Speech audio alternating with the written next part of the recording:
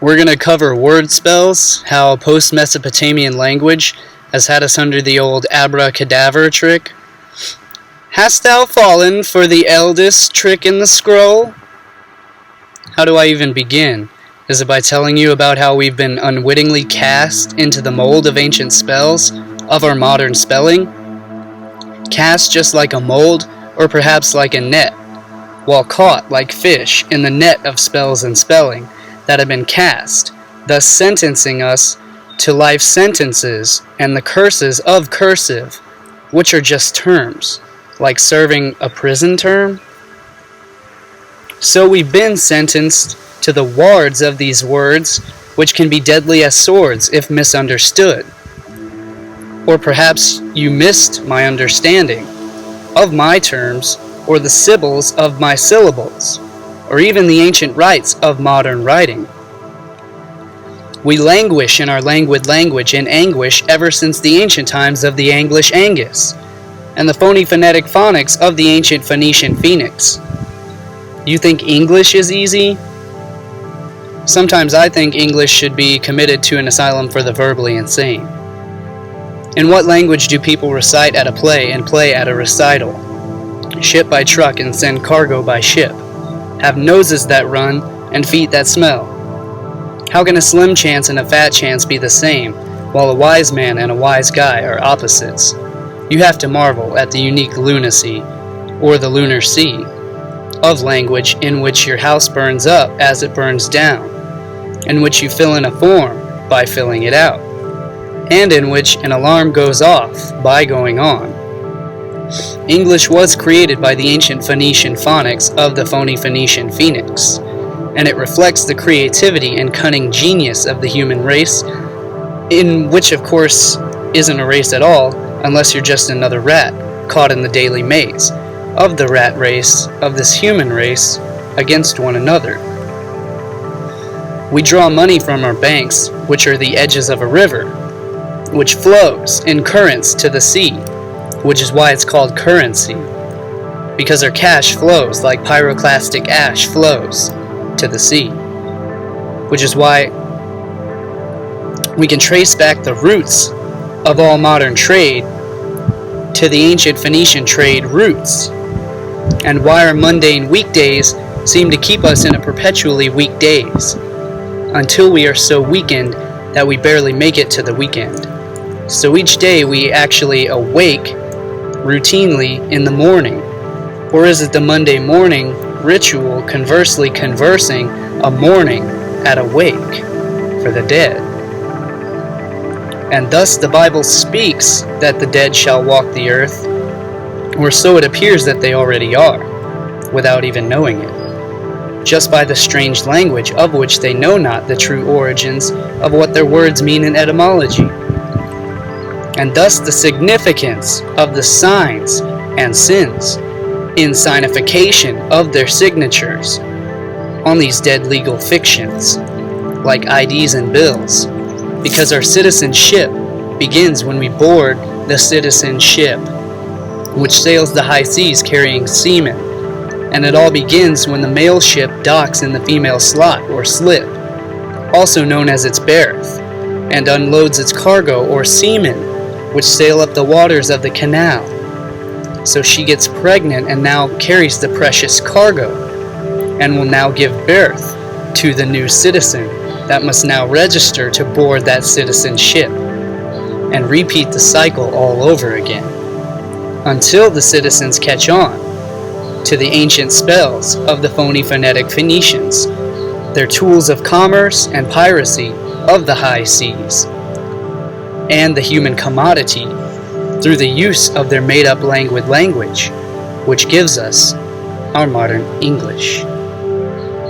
Check out the links in the video below. I've included more links and more information about this topic. Please look into this topic further if it sounds interesting to you and you are starting to actually see the connections between how all languages have the same roots back in ancient traditions. And this has been going on for thousands of years, which is why they included it in the Bible and said, let us go down and corrupt their language that they may not understand one another. So that's how it's been done for thousands of years. I'm not the one doing it right now. I'm just showing you how it's been done, so that you can actually see the connections between these words that we would deem as homophones, which they're homophones, which come from the phony Phoenician phonetics of phonics, and how words sound, because that's the magic in it. That's where the magic comes in. Because if you don't see the connections, and you're lost in the scholarly dictionary rather than the esoteric dictionaries that hide the true meanings in the way it sounds, so that you'll pass it off as just coincidence, and you won't look deeper into where these words come from and what they actually mean. Like how Paleo-Hebrew alphabets, or the Aleph-Bet, became the Greek alphabet and then became the modern English alphabet. So that is where this modern English language comes from, which is used to control commerce over the seas, and thus the banking system, and thus keep us in ignorance of how it's all connected. So thank you for your time. I appreciate you watching this video. Please feel free to share it. Please share this information and the links below. Please research further into this topic. I will include you more resources if you need those to get started into how this language, word spells and spelling, has been going on, and how it's abracadabra. I create what I speak. And I'll close with a quote from Philip K. Dick. The basic tool for the manipulation of reality is the manipulation of words. If you can control the meaning of words, you can control the people who must use the words. And this has also been going on for thousands of years in slavery. How if a slave master can control and corrupt the slave's language, their true language, that they will no longer understand the terms that the master is using, so that they could actually be free. And so this is how the master uses control to keep the population subservient to the master. And this has been going on for thousands of years, and still is, through our modern language and through our court system and through commerce. Because the English language is also known as legalese. It's the language spoken in all major modern court systems, because it's used for control, because people don't know how the language is used and what it means. And I've included some more links for you to understand how it's been happening and how it continues to this day without our understanding. For example, like the word Christ.